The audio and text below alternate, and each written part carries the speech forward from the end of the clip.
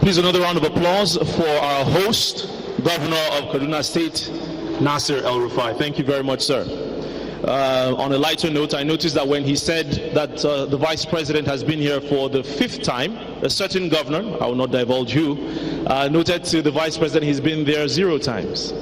Well, let's just say the Vice President has 3 more years with which to visit a couple more states.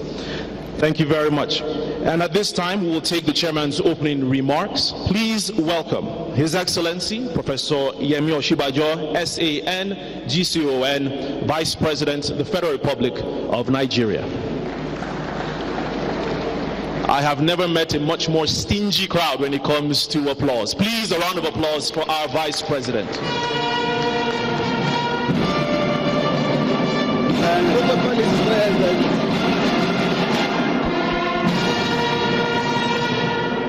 Thank you very much. Please sit.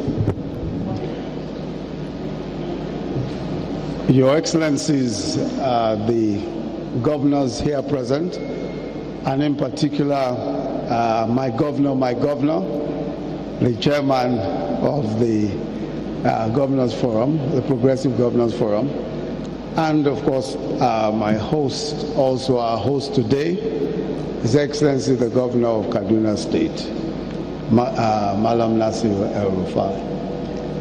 Let me just say that I would like to be able to comment after I have heard what Dr. Soludo will say today.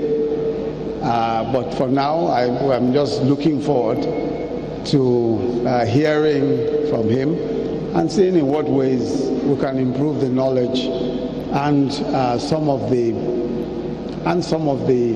ideas that we're trying to deploy today. One of the major problems, and I hope that we'll be able to speak to that, is, and this really has to do with our ability to do things. Nigeria is not a place where there's a shortage of ideas or a shortage of intentions or even plans. The issue really is getting things done. And I think that one of the critical problems that we have is just that capacity to ensure that we're able to see things through, start and finish. And for me, one of the great frustrations of governance is the fact that yes, there are so many great ideas, yet yes, there are so many great thoughts, but there just is that innate difficulty of completing things, concluding things. And I hope that somehow we'll be able to speak to that and address it.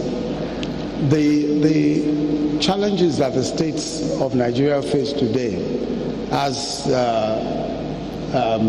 the governor of Kaduna State just said, are not challenges that are self-inflicted.